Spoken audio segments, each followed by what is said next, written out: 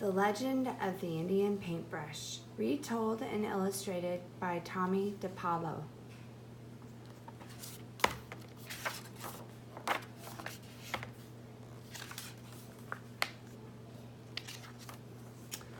Many years ago, when people traveled the plains and lived in a circle of teepees, there was a boy who was smaller than the rest of the children in the tribe. No matter how hard he tried, he couldn't keep up with the other boys who were always riding, running, shooting their bows, and wrestling to prove their strength. Sometimes his mother and father worried for him.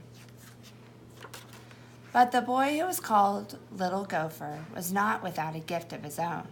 From an early age, he made toy warriors from scraps of leather and pieces of wood, and he loved to decorate smooth stones with red juices from berries he found in the hills. The wise shaman of the tribe understood that Little Gauthier had a gift that was special. Do not struggle, Little Gauthier. Your path will not be the same as others. They will grow up to be warriors. Your place among the people will be remembered for a different reason.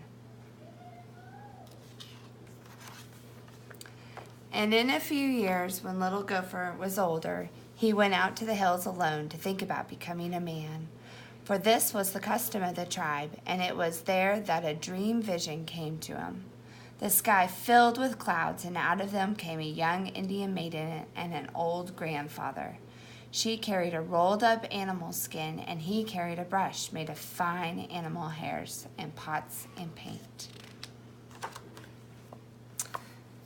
The grandfather spoke, "My son, there are the tools by which you shall become great among your people. You will paint pictures of the deeds of the warriors and the visions of the shaman, and the people shall see them and remember them forever." The maiden unrolled a pure white buckskin and placed it on the ground. "Find a buckskin as white as this," she told him. "Keep it, and one day you will paint a picture that is so as pure as the colors in the evening sky." And she finished speaking. The clouds cleared, and a sunset of great beauty filled the sky. Little Gauthier looked at the white buckskin, and on it he saw colors as bright and beautiful as those made by the setting sun.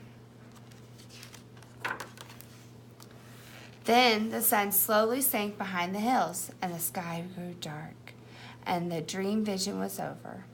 Little Gauthier returned to the circle of the people. The next day, he began to make soft brushes from the hairs of different animals and stiff brushes from the hairs of the horse tails. He gathered berries and flowers and rocks of different colors and crushed them to make his paints.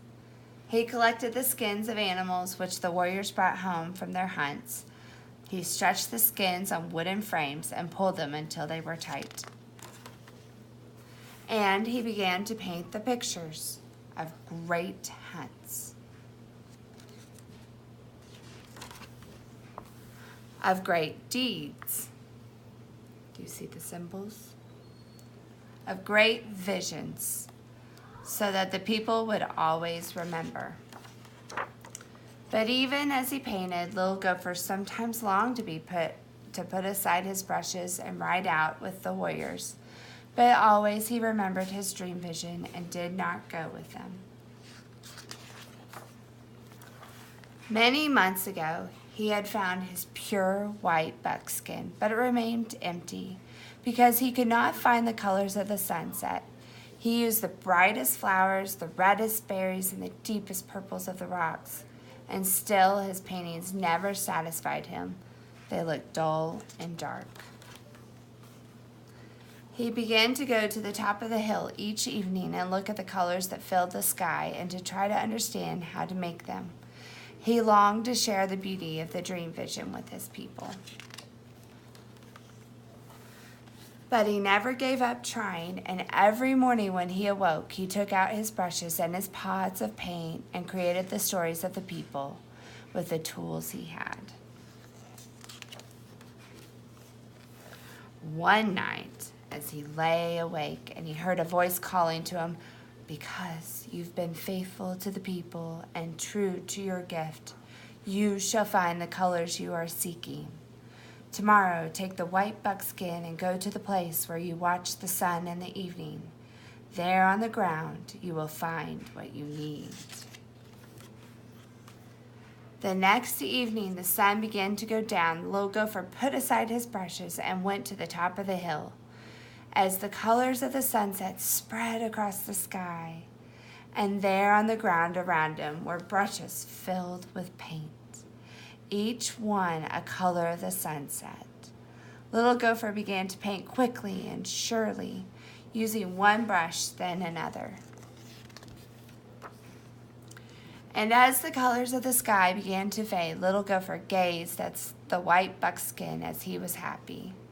And he had found the colors of the sunset. He carried his painting down to the circle of the people, leaving the brushes on the hillside. And the next day, when the people awoke, the hill was ablaze with color, and for the brushes had taken root in the earth and multiplied into plants of brilliant oranges and reds and yellows. And every spring from that time, the hills and meadows burst into bloom. And every spring, the people danced and sang the praises of the little gopher who had painted for the people. And the people no longer called him Little Gopher, but he who brought the sunset to the earth. The end.